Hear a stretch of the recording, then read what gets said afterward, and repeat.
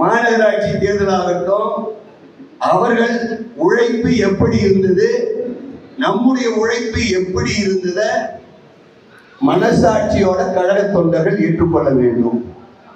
ஆகவே நாம் விட்டு கொடுத்து அவர்களுக்கு முன்னுரிமை கொடுத்து பூத் கமிட்டியில் இருந்து எல்லா விவகாரங்களிலையும் இணைந்து இணக்கமாக, குறிப்பாக ஈகோ பார்க்க கூடாது, கீழே இறங்கி வேலை செய்யணும். அது மட்டுமல்ல, நமக்கு பிரச்சாரத்துக்கு நிறைய சப்ஜெக்ட் இருக்கு.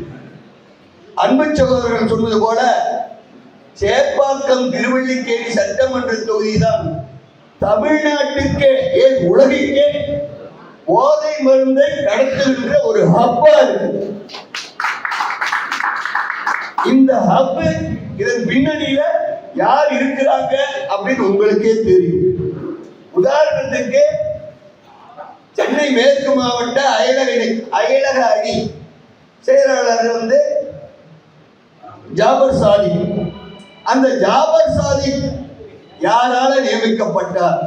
அந்த மாவட்ட செயலாளர் பரிந்துரையின் பேரில், சிற்றரசின் பேரில் நியமிக்கப்பட்டார். அவருக்கு எங்கெங்கெல்லாம் தொடர்புகள் இருக்கின்றன. அது மட்டுமல்ல, மலேசியாவில் பெரிய டான் மாலிக், அவர் தான் போதைப் பொருளே பெரிய லத்தோ மாலிக். அவனுக்கு இங்க இருக்கிற திமுக நிர்வாகிகளோட நெருங்கிய தொடர்பு இருக்குது என்றால் போதை மருந்து கடத்தலுக்கு யார் காரணம்? இங்க இருக்கிற சில திமுக பகுதி செயலாளர்கள் சினிமாவில் வர்ற மாதிரி ஒரே நாள்ல கோடீஸ்வரன் ஆகிற மாதிரி இன்றைக்கு இந்த 5 ஆண்டு கால ஆட்சியில பெரிய கோடீஸ்வரன் ஆயிருக்காங்க. எப்படி? இதெல்லாம் நீங்க மக்களிடம் எடுத்து சொல்ல வேண்டும். விலைவாசி பத்தி சொல்ல வேண்டிய அவசியமே கிடையாது. இன்னோடும் முகிலோடும் விளையாடும் விலைவாசின்னு கவிதை பண்ணாங்க. ஆனா அந்த விலைவாசி இன்னைக்கு விண்ணை தாண்டி சென்று கொண்டிருக்கிறது. எல்லாத்தையும் விட இன்னொரு முக்கியமான தகவல், நம்முடைய பிரச்சாரத்துக்கு நீலக்கொடி கடற்கரையில் ஒரு ப்ராஜெக்ட் ஆரம்பிச்சிருக்காங்க. இந்த நீலக்கொடி கடற்கரை ப்ராஜெக்ட் ஆரம்பித்த ஸ்டேஜில் ஃபர்ஸ்ட் தலைக்கு 30 ரூபாய் வசூல் பண்ணணும் பீச்சுக்குள்ள நுழையிறதுக்குன்னா. இந்த சேப்பாக்கம் திருவள்ளிக்கேணி மக்களுக்கு மெயினான ஒரு பொழுதுபோக்கு. ஏன்னா இங்க வீடுகள்லாம் அத்தனை குடித்தவர்கள் நெருக்கமான நிலையில வாழ்கின்றவர்கள். அவங்களுக்கு இருக்கிற ஒரே பொழுதுபோக்கு பீச்சுக்கு போறதுதான். குறிப்பா சிறுபான்மை சமுதாயத்தை சேர்ந்தவர்களுக்கும் அதுதான் முதல்ல அவங்களுக்கு தெளிவுபடுத்தணும். அந்த 30 ரூபாய் கொண்டுட்டு வர்றத தேர்தல் வருதுன்னு நிறுத்திட்டாங்க. அடுத்த அந்த நீலக்கொடி ப்ராஜெக்ட்ல லைட் ஹவுஸ்ல இருந்து நீச்சல் குளம் வரைக்கும் கொண்டு வராங்க. அந்த அதை கொண்டு வருகின்ற போது பாதிக்கப்பட போவது முதலில் மீனவ சமுதாயம். கடலும் கடலை சார்ந்த இடமும் மீனவனுக்குத்தான் சொந்தம். அந்த மீனவர்களின் வாழ்வாதாரத்தையே அழிக்கின்ற விதத்தில் அந்த நீலக்கொடி ப்ராஜெக்ட் வரும். இவர்கள் சொல்லுவார்கள், மக்களோட பொழுதுபோக்குக்காக நாங்க பண்றோம். மக்களோட பொழுதுபோக்காக கொடை வைப்பானோ, சேர் போடுவானோ, இதெல்லாம் பண்ணுவான். கடைசியில மீனவ வயிற்றுல அடிப்பானோ. இன்னைக்கு பீச்சில் இருக்க கடைகள்லாம் பார்த்தா, பீச்சில் இருக்கிற கடைகள்ல பெரும்பாலும் மீனவ சமுதாயத்தினர் தான் நடத்துறாங்க. அந்த பீச்சில் இருக்க கடைகள் எல்லாம் கோர்ட் ஆர்டராவது நாங்க எடுக்கிறோம் அப்படின்னு சொல்றாங்க. 300 கடைகளுக்கு 1200க்கு மேல கடை இருக்கு. அதுல 300 கடைக்கு தான் குழுக்கள் நடத்த போறாங்க. தேதி அறிவிச்சிட்டாங்க.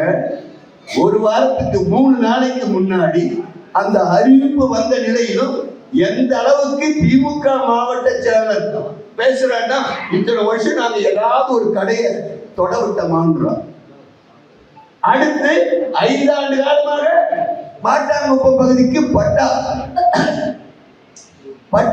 கொடுப்பதற்கு எந்த நடவடிக்கையும் எடுக்கல. கிட்டத்தட்ட 15,000 பேர் அங்க வாக்காளர்கள் இருக்காங்க. ஆனா நாம் அதை கொடுக்க முடியும். நீட் ரகசியம் மாதிரி நான் சொல்லல, அதை கண்டிப்பாக கொடுக்க முடியும். அதுக்கு மாற்ற முடியும். அதை நம்ம பேசின உடனே 3 நாளைக்கு முன்னாடி கடற்கரை கடைகளை பத்தி பேசுறாங்க. அடுத்து மாட்டாங்குப்பத்து பகுதிகளுக்கு பட்டா கொடுக்கறத பத்தி பேசினாங்க. சாதாரணமா நீங்க சிம்பிளா சொல்லாங்க, செல்லமாள் தோட்டத்துல ஒரு டாய்லெட் இருக்கு. செல்லமாள் தோட்டத்துல ஒரு டாய்லெட் இருக்கு. 3 டாய்லெட் லேடிஸ் யூஸ் பண்றது. அந்த 3 டாய்லெட்டை சரி பண்ணி கொடுக்கணும்னு பிரச்சாரத்துக்கு வந்தப்ப உதயநிதி ஸ்டாலின் கிட்ட சொன்னாங்க. 4.25 வருஷமா ஒண்ணுமே பண்ணல. நாங்க போய் அந்த டாய்லெட்டை பார்த்துட்டு நாங்க துண்டு பிரசுரம் கொடுக்குறப்ப, ஏன்னா அங்க இருக்கவங்களும் யாரும் சரியா எங்களுக்கு தரவுன்னு சொல்ல, நாங்களே சொந்த செலவுல பண்ணி தரோம், இல்ல கம்பெனிகள் மூலம் CSR ஃபண்ட் மூலம் பண்ணி கொடுக்குறோம் முடிவெடுத்து கார்பரேஷன் ஆபீஸருக்கு, ஏன்னா அது அரசுக்கு சொந்தமான இடம்தான, அவங்கள போய் பார்த்தா கார்பரேஷன் ஏசி என்ன சொன்னா, இது எங்களது இல்ல ஸ்லம் போர்டுன்னா. சரி, ஸ்லம் போர்டுல கேட்கலான்றதுக்குள்ள பிரஸ்ல எங்க பகுதி செயலாளர்கள் பேட்டி கொடுத்தாங்க. உடனே அதே எந்த கார்பரேஷன் ஏசி சொன்னானோ அவனே நாங்க கார்பரேஷன்லேயே கட்டி தரோம்னு சொல்லிட்டு மேல இருந்த டாப் இடிச்சுட்டாங்க. இடிச்சுட்டு இன்னைய வரைக்கும் அம்போன்னு விட்டு வச்சிருக்காங்க. அதுல இது என்ன கொடுமைன்னா, கொடுமை கோயிலுக்கு போனா அங்க ஒரு கொடுமை ஜிங்கி ஜிங்கினா எடுத்துக்குவாங்க. அது போல அதுக்கு முன்னாடியாவது துணியும் சாக்கு பையையும் கட்டி விட்டு பெண்கள் அதை பயன்படுத்தினாங்க. இன்னைக்கு டாப்பை எடுத்துட்டதால யாருமே பயன்படுத்தாத நிலைமை.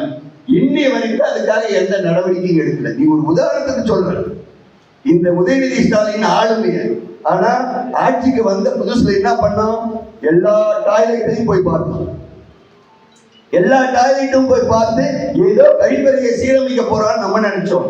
கடைசியா கக்கூஸ் ப்ராஜெக்ட் அப்படின்னு ஒரு ப்ராஜெக்ட் கீர்த்திகா உதயநிதியோட சம்பந்தப்பட்டது. அது கக்கூஸ் ப்ராஜெக்ட் கொண்டு ஒவ்வொரு கக்கூஸுக்கும் ஒரு நாளைக்கு 550 ரூபாய் சார்ஜ் பண்ணி 1000 கோடி ரூபாய் ஊழல் பண்ணவன் அந்த செல்லமாள் தோட்டத்து கக்கூஸை இன்னைய வரைக்கும் சரி பண்ண முடியல. இது போல எவ்வளவோ பிரச்சனைகள் சட்டம் ஒழுங்கு சந்திச்சிருக்கு. 3.5 வயது சிறுமி முதல் 80 வயது மூதாட்டி வரை பாலியல் பலாத்காரங்கள். இந்தியாவிலே அதிக பாலியல் பலாத்காரங்கள் நடந்த மாநிலம் தமிழ்நாடு தான். 7000க்கு மேற்பட்ட பாலியல் பலாத்காரங்கள் நடந்திருக்கு. இதுல போலீஸுக்கு போய் சொன்னது சொல்லாம எவ்வளவோ இருக்கு.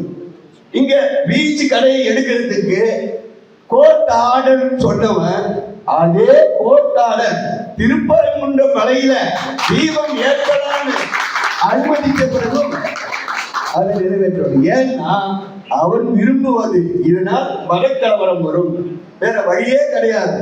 கடைசியா மதத்தை தான் கையில எடுக்கிறாங்க, மதக்கலவரம் வரும் அப்படின்னு எதிர்பார்த்தாங்க.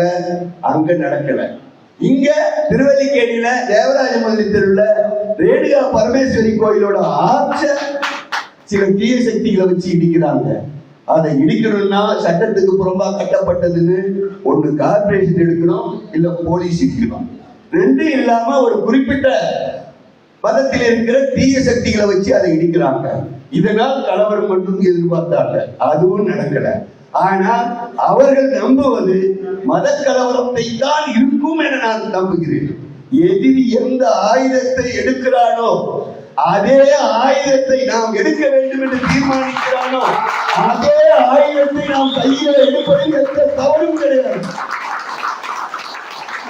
நம்ம எடுக்கல, அவன் எடுத்தா நம்ம எடுக்கணும்.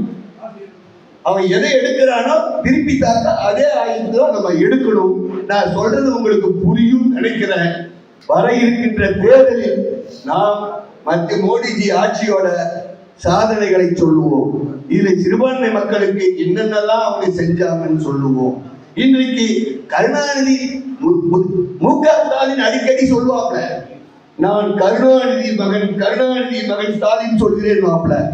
அப்ப கருணாநிதி மகன் கருணாநிதியோட உண்மையான பிள்ளையா இருந்தா கருணாநிதி தான் சொன்னாரு, மோடி மிகவும் நல்ல மனிதர் அப்படின்னு சொன்னது கருணாநிதி. இவன் கருணாநிதியோட பிள்ளையா இருந்தா அதை ஏற்றுக்கணும். அதே கருணாநிதி தான் சொன்னார், பாரதிய ஜனதா கட்சியை பற்றி சிறுபான்மை மக்களிடம் சில சந்தேகங்கள் இருக்கின்றன, அதை நம்முடைய கழக இளைஞரினர் அதை சரி செய்ய வேண்டும் சொன்னார்.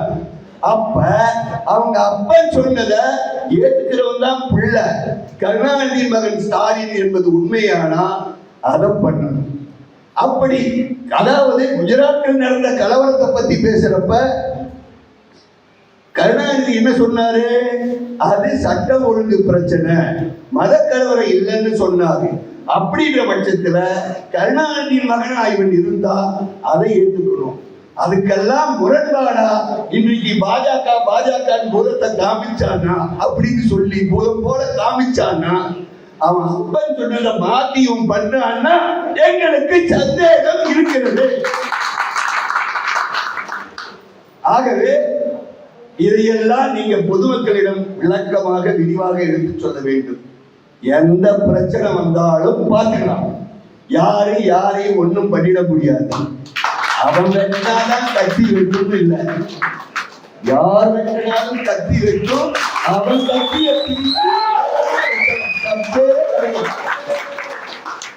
ஆகவே தயவு செய்து நமக்குள் எந்த பிரச்சனையும் வராம ஈகோ இல்லாம பூத் லெவல்ல இருந்து ஒன்றிணைந்து செயல்படுவோம். கண்டிப்பாக தேசிய ஜனநாயக கூட்டணி தமிழ்நாட்டின் தலைமை அண்ணன் எடப்பாடியார் அவர்களை தமிழ்நாட்டின் முதல்வராக கொண்டு வருவோம். இந்த தொகுதியில் வெல்வோம். முடிஞ்சா உதயநிதி இங்க தைரியம் இருந்தா நிக்கட்டும், போட்டு பார்த்துடுவோம். அவன் இந்த தொகுதியை விட்டு ஓடுனாவே அவன் செயல்பட திறமை இல்லாமல் தொகுதி மக்களிடம் செல்வாக்கு இல்லாமல் ஓடுறான்றது தானா எடுத்துக்கொள்ள எளிதாகிறது.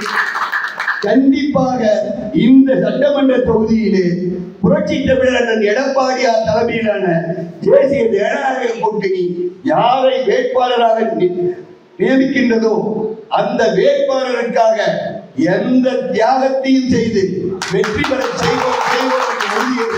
நன்றி.